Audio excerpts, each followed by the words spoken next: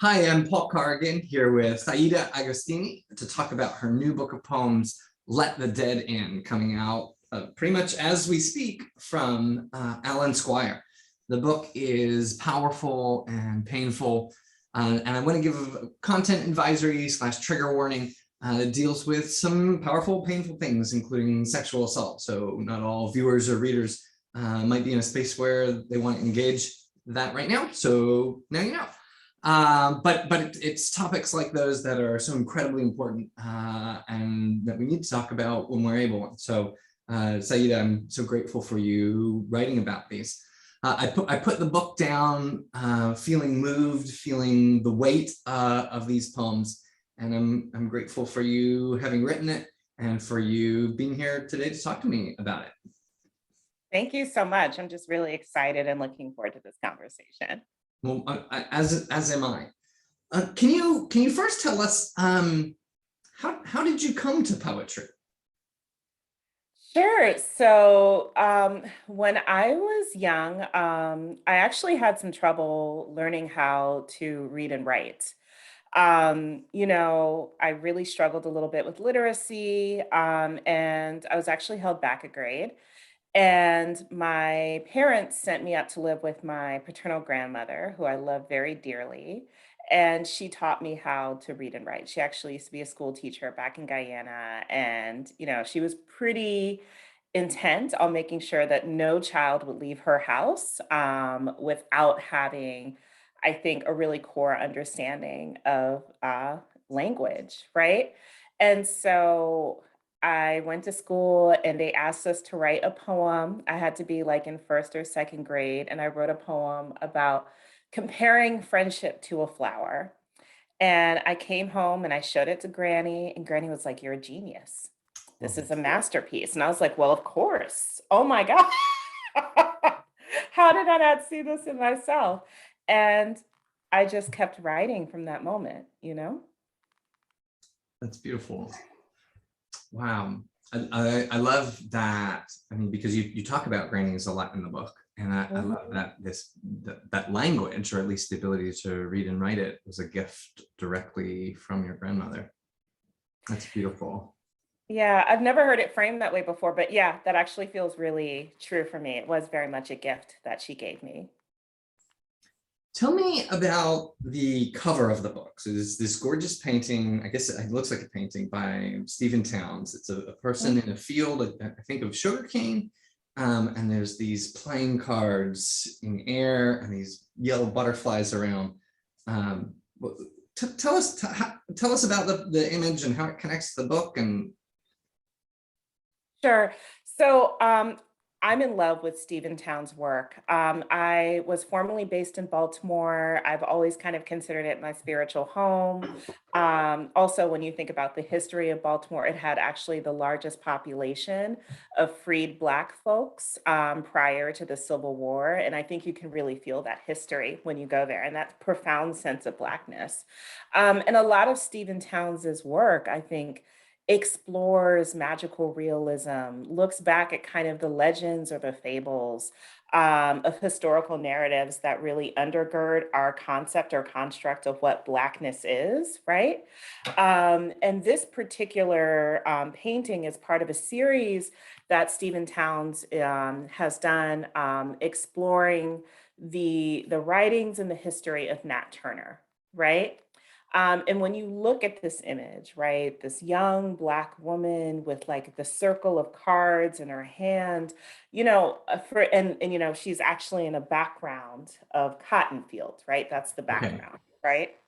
And I think to me, what felt so fascinating and arresting about it, and I was like, yes, this is it, is that I think a lot of my work in this book in particular explores the fables and the histories that I think are intensely beautiful and intensely painful. And there's also this harnessing of magic to help us move through, right? And to help us understand how it is we construct freedom and where are the places that we actually feel the most free, even when it's in a space that has been, whether or not you're talking about the United States or Guyana, right? Colonized, and particularly in my context, talking very much about the exploitation and brutalization of Blackness.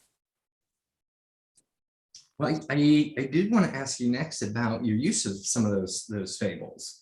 So there's a series of poems in the book about mythological beings, the mermaid, the moon gazer, and I don't know how to pronounce these other two because they were new to me. The Kanaima and Olhigwe. Yeah, the Old Haig and the Kanaima. Olhigwe. Okay, thank Mhm. you. And those the moon gazer and the Olhigwe were you explained in notes kind of created by the Dutch in Guyana to terrify and control the people they were enslaving.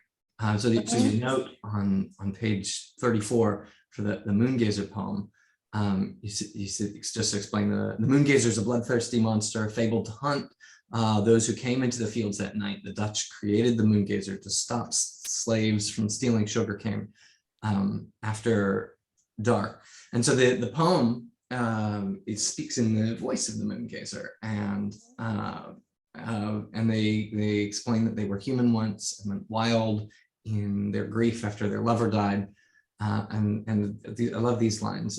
Dreamt her a moon reaching down until finally I grew taller to meet her voice, a giant mighty as he. And then the speaker says, oh my God, what stories these white men will tell. So it's of course the story of the moon gazer that's made up. And so here we hear from the moon gazer themselves, like that's not the true story. Here's what happened. Let them say I'll kill my own blood rather than let them eat, like as if. So I love this poem and these other poems. Tell me about your use of these beings. What are these stories that you're retelling, and in that case, kind of flipping? What do they offer you as a poet? Why are you using these fables or these stories? Sure. And I first want to kind of preface this with a lot of gratitude towards Old Man Papi, also known as Michael Kane, who is a professor at University of Guyana. I received a grant from the Rubies, based in Baltimore, to actually go back to Guyana for a month and do some research about, mythological figures and my own ancestral history and things of that nature. And I was always really fascinated with these stories. One, also because my family has stories about these, right? So, from a very young age, I can remember my maternal grandmother telling us about jumbies, right? And talking about how the dead have come to speak to her, or the ways in which, she'll get warnings from ghosts and spirits, right? And so I think from a very young age, I always had this sense that there was a pretty thin barrier between us and the rest of the world, but we simply just couldn't see it. And then, when I met with Old Man Poppy and he started telling me about these folk stories, and the very first thing that he said to me is that these stories have been created to subjugate and control Black and Brown folks in Guyana. And when I heard that, I was like, huh, right? Because that's not necessarily the perspective I've had about mythology and fables, like I think we all grew up on the stories of like Hansel and Gretel and the witch in the house, all of these different fables, right? And when he said that and then started to like break down the etiology, of like, for example, the moon gazer or the mermaid, right? Like, so Guyana is a place is this vast country that is connected by many, many waterways. So if you tell people there's these vicious mermaids in the water who are bloodthirsty and will kill you, you might be less likely to try to escape by water, right? And the same thing, obviously, with the moon gazer. If you tell, people were hungry, and if they, folks are going to risk the lash, the whip, to go and get sugar cane to feed themselves or feed their children or feed their loved ones. So of course you're going to say there is a monster that comes out at night to guard the fields and will kill you if they see you, right? And so I became really fascinated then with how is it we use mythology in a subversive practice. that isn't so much about its origin, to harm us and to, and quite frankly, starve us and scare us, but then actually reimagine these folks as like as practices towards freedom. What does it mean? For example, there's the old hike that I talk about. The old hike, for context, is an old woman who at night leaves her skin and then flies through above the water in a ring of fire, right? What does it mean to kind of reimagine the old hike as an old woman who's in love with her sensuality and who wants to help other folks get free? And it felt really exciting and like freeing to do it. And then it also, you get the random stories that come across. Like I had, I think it was one of my cousins tell me that actually one of our uncles or great uncles was kidnapped by a mermaid. And then he came up a few days later, dripping wet, and then he went mad. And so all of these stories are like fascinating. And I think there's such a deep and rich intersection, not just with my family, but of other families across the West Indies. So thanks so much for sharing all of that. It's fascinating how, so you are reclaiming the story by rewriting it, but you're not the first one in your family to do that. The stories were already being used when you encountered them first to create intrigue and connection among family and to show that you're connected to this thin line, right, between you and the rest of the world. So they were already reclaimed, maybe just not in as overtly a way as you're Mhm. doing it as the poet. Yeah, and I think you bring up a really good point, right? Because they have been reclaimed on some level and made more domestic and familiar. And I think I would argue the only difference would be is that I wrote it down, Hmm. right? And hopefully that provides like a way, for future generations, and other Black queer folks who have questions, like or trying to explore their own origins or history, a place to access or begin. Beautiful, thank you. The next thing that I want to ask you about is this character of Chickenfoot in the Mhm. poem. So you have a series of six, 1, 2, 3, 5 or 6 Chickenfoot poems that I'm reading as like chapters of a longer poem Mhm. I'm reading them together. Chickenfoot walks, Chickenfoot meets God, Chickenfoot loves, Chickenfoot goes hunting with Granny, and Chickenfoot laments. And this character it has women up fighting over him literally, but then that's not where his heart is. So I guess he's bi or gay in a context where he can't accept himself, and so there's just these really heart-wrenching moments, like there's a poem when he's 13 and he has participated in beating up his gay friend or lover. I guess it's unclear. It's someone he cared for a great deal, with the gang in this hate crime. And then he goes and he's like, why did I hurt you?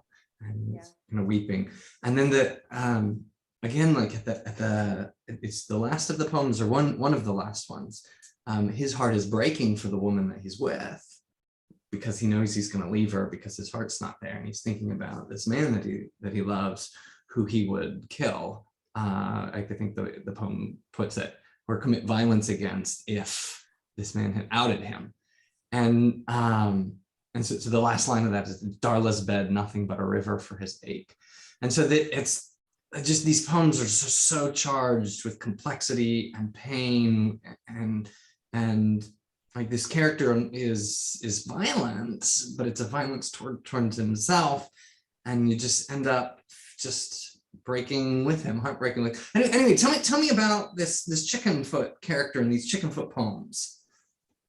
Yeah, so I would say a lot of this started, there's a lot of like very, like when I say big spirits that I meet in my family, and like when I go back home to Guyana, like there's just like when folks walk into the room, you're like, oh, you're a badass, right? Mm, And like, I think it is one, a big part of being part of Guyanese culture, you have to kind of come, chest out, head up, like, and be ready to kind of confront the day. That's not say that it's not being done with a lot of love, but I think there's also this expectation for men to show up in a way that is powerful, that is seen as strong, that is seen as masculine, right?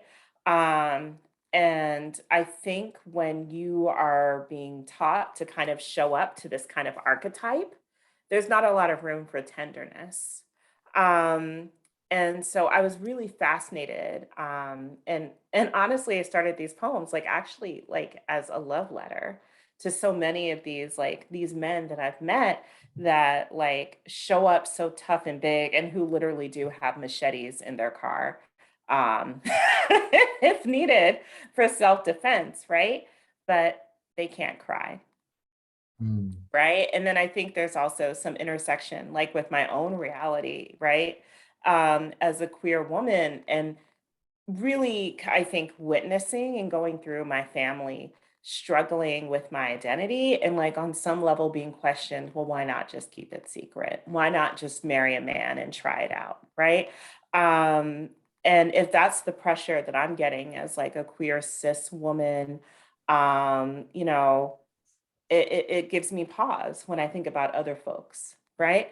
And so I wanted to write poems that like just explored what it might be like for someone who carried like this big spirit with them and loved that part about themselves, but was also being forced to hide something that is so essential to who they are and the violence that erupts from that and the ways in which that kind of unarticulated need harms not only the individual but harms everyone around them. Thank you, and thank you for those poems. Um, Thank you. those poems, as well as other ones, I think it's a series, or it felt like a series in a row that we're dealing with kind of specific historical acts of violence in the US and not just in the US, of sexism, racism, heterosexism, transphobia.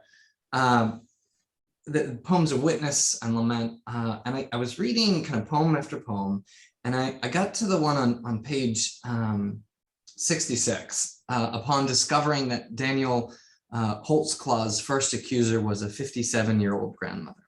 And I began to wonder about audience for these poems. So that poem, you include a note explaining that Holtzclaw is a former police officer who's convicted on 18 counts of forcible rape. And so it's reported that he assaulted hundreds of Black poor women in Oklahoma City during his time on the force. And so the poem's title refers to this very specific reference. And then the first line of the poem jumps back to these scenes of slavery and especially of slave uprisings. And so you've got kind of stanzas of white enslavers being killed, and then gardens growing food in their graves, and then grandmothers kind of feeding people with that food. And so almost all of the poem is about kind of that situation and not about the title. And then the very end, you come back, and the last three lines is the grannies again. Imagine the armies of grannies behind Daniel Holtzclaw's accuser, their sacred breath on her shoulders as she spells out cold black words. Strong as divinity, you tried to kill me, you should have tried harder. So it's a stunning poem of survival, and you're tying this one specific incident to this whole history of survival. And then all of a sudden I'm thinking, like, if it were right for me as this white middle-class cis straight, like, this is not my pain to listen in, and it felt like I was eavesdropping for a second, to laments and to, I don't want to say celebration. It's a celebration of these women's strength, but it's heavy acknowledgement. And I thought, so who are these poems for? And is there something to my reaction, or am I wrong to feel there's some sense of eavesdrop? Or don't think it's wrong to feel that way. I think there's always poems where because of the ways in which we're entering the poem, right? Through our own particular lens of experience and knowledge. Um, it isn't, and I'm not just saying this about my work, but it is an honor simply to read it and to witness, right? Um, and that's how I feel often when I read, like, certain other folks' work. Like I think about K. Yolande Barrett, right, and their brilliant work. And how much often when I read it, it does just feel like my role is to simply to pause and reflect and take in, right? Because they're speaking to something from a vantage point that I will never personally know, right? And I think for my work, you know, I'll say this, like I write for me. And I say that in the sense that, I am a survivor, of sexual abuse and domestic violence. And I think approaching this work as a fat Black queer woman who, also has like a strong sense of everyone who has come before me that has enabled me to be here and be alive, it is a joy and a blessing, right? And if no one else was to read my work, if no one else was ever to see it and it was just simply going to be on my computer, to know that I've created it is enough, Mm, right? In terms of the work that I hope my poetry will do, I think it's more about, in this moment, it's about truth telling, right? I think it shifts from time to time. Like sometimes you'll ask me and I'll be like, it's about beauty and it's about, amplifying like kind of all of these different narratives. But in this moment, it feels very much about celebrating the fact that I'm here and I'm alive at 40 and I could not have been. And, my hope is that for anyone who enters the work, that they feel that joy because I am joyful that I'm here. I'm joyful that I'm able to write and like, you know, share my voice in a way that I wasn't always taught that it was valuable or that it was necessary. thank you. The next thing that I want to ask you is about a poem about joy. Or the line, one of the lines in it is about joy. It's a really striking poem. Two fat Black women are making love. And the first stanza kind of names that situation of fat Black women making love as, in popular culture, kind of the butt of jokes. And so that first stanza kind of lays bare that particular wrong of mocking people. But then the second stanza returns to the women themselves and their lovemaking, and they're weeping for joy. That's the phrase that you do. And then the poem goes back to images of racist, sexist, homophobic violence, but then ends with the women touching each other, quote, like they have names, like we will know them. And there's so much about this poem that is gripping. But it's those final words that I want to ask you about, like we will know them. Who is this we? And what does it mean for these women to touch, like we might know them and their names? That's a really good question. I think so. A couple of things come to mind. When I went to Guyana, a few of the times I went to the archives. And I was really excited. I was like, I'm going to learn more about my history and where I came from and be able to like trace back the ships that brought us here.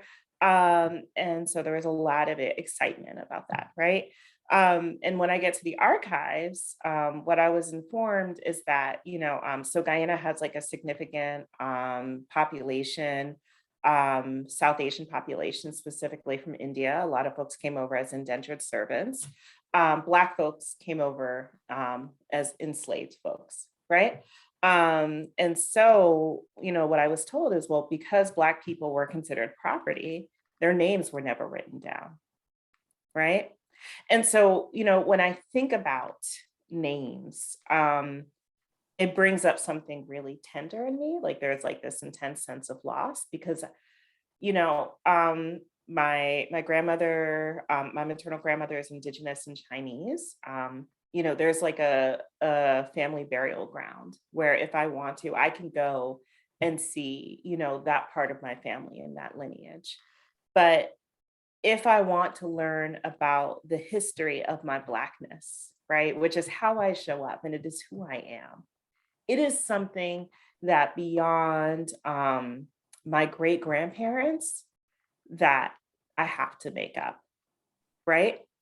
And even to the point where there's a picture that I have of my great great grandmother that I think we've dated, like we think it might be the 1890s, and I don't know her name, right? And so for me, there's a power in being able to know the names of those who came before you. There's a power in being able to know the names of those who are around you, who are with you in terms of your community and your people. And so when I think about being able to like hold someone and like know their name, there's a way of being seen in which you're not all in which we don't always have the luxury of being seen in this world. And there's a way of just being honored as me, as who I am, that I don't always have access to. So these women who are making love, and does it change the way they relate to each other if a different we kind of outside of them knows them or not? Does I guess being known changes our relationship to everything? Yeah, I think being known changes your relationship to everything because when you are known, when you're at the center, like all of a sudden your world shifts, right? Like I become more expansive because I'm not spending all of this energy trying to imagine or create a system for understanding things that I've never been able to understand about myself. Like that access is already there. Thank you. These are the questions that I have prepared, and I so appreciate your answers. Is there anything else that we should talk about that I haven't asked you about? I can't think of anything. This was an amazing interview. Thank you. This was my first interview ever about my book. So thank you. Well, may it be the first of many. Your lips to God's ears. Yes. Mhm. All right. Well, Saida, thank you. Thank you so much. And so long. Thank you. Have a great one.